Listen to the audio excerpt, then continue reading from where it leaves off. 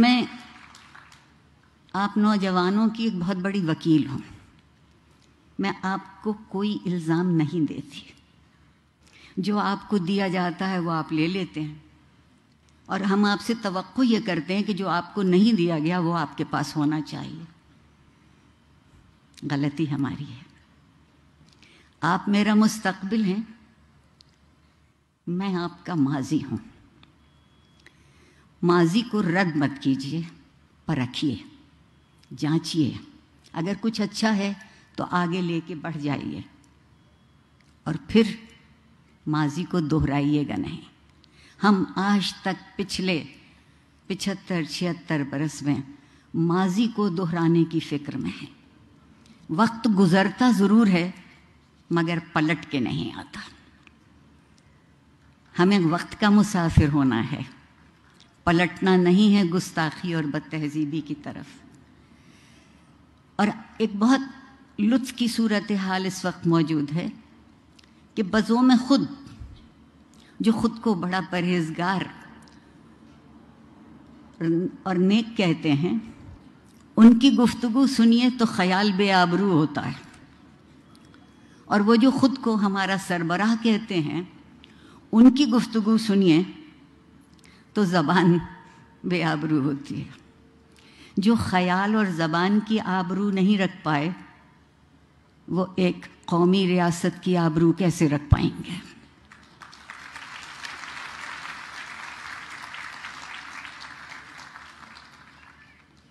وقت اور زمانے کا فاصلہ نہیں ہوتا۔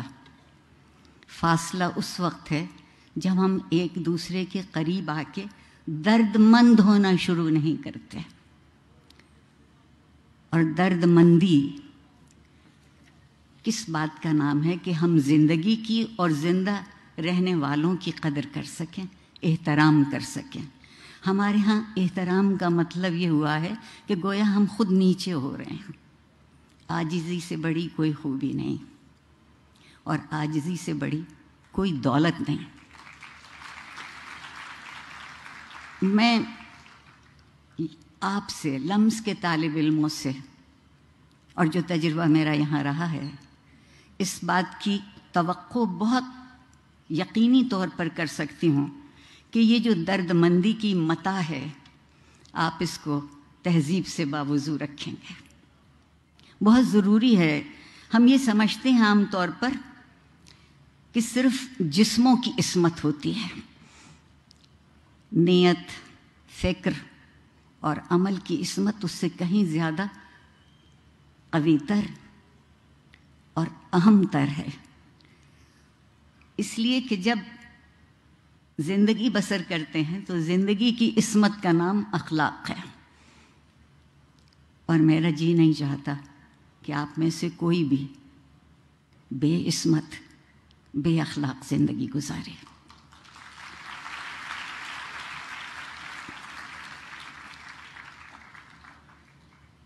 جس معاشرے میں تعلیم اخلاقی قدروں کو پس پشت کرنے کے لیے استعمال کی جاتی ہو، میں صرف لمس کی بات نہیں کر رہی، دراصل جو سرکاری ادارے ہیں ان کا مرثیہ پڑھنے کو جی چاہتا ہے، اور اگر اس سے بھی زیادہ کہہ سکوں تو ماتم کرنے کو جی چاہتا ہے کہ ایک خبط الحواس قسم کی نسل ہمارے سامنے لا کے کھڑی کر رہے ہیں، جس سے پیسے تو بے حد وصول کرتے ہیں۔ ماں باپ کی زندگیاں ان پیسوں کی خاطر نچوڑی جاتی ہیں، اور اس کے بدلے میں انہیں کیا ملتا ہے؟ تعلیم کا کام یہ ہے، درسگاہ کی خوبی یہ ہے کہ وہ کھلی آنکھوں سے خواب دیکھنا سکھائے۔ جو کھلی آنکھوں سے خواب نہیں دیکھتے، میرے خیال میں ان کو تعبیر بھی کبھی نہیں ملے گی۔ کبھی معاشرے کی خوبی یہ تھی کہ وہاں قانون کی علمداری ہو اور اخلاق کا قانون بنے، اخلاق کی رعایتیں ہوں، لیکن زوراوری کے ماحول میں قانون صرف جنگل کا رہ جاتا ہے۔ میرے اور آپ کے لیے کوئی جنگلی کا قانون بقول زہرا نگاہ کے سامنے لے آئے تو بڑی بات ہے۔ اور جب کبھی بھی کوئی کوئی بھی اپنے آپ کو حرف آخر سمجھنے لگتا ہے تو تعلیم، علم، تہذیب اور اخلاق وہیں مر جاتے ہیں۔ ہم میں سے کوئی حرف آخر نہیں ہے، ہم میں سے ہر کوئی ایک حرف ہے جو دوسرے سے مل کے لفظ بن سکتا ہے۔ آپ لوگ تبدیل کرنا چاہتے ہیں نا، آج کل بہت تبدیلی کا ذکر ہے، اور اگر ہم اس انتظار میں رہے کہ زمانہ بدلے گا، سب بدلیں گے، تو ہم بھی بدل جائیں گے۔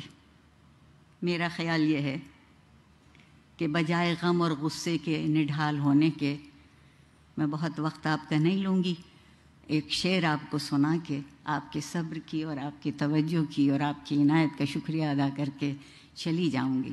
اقبال عظیم آبادی صاحب کا شعر ہے کہ بدلنا ہے اگر تو رندوں سے کہو اپنا چلن بدلیں، فقط ساقی بدل جانے سے میں خانہ نہ بدلے گا۔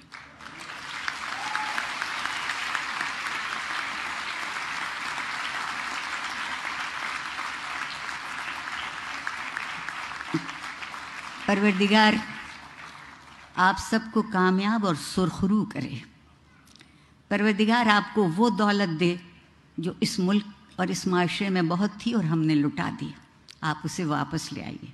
میں والدین کی بہت شکر گزار ہوں کہ انہوں نے آپ کو اس طرح سے پالا اور آپ کے استادوں نے آپ کو اس طرح سے تراشا۔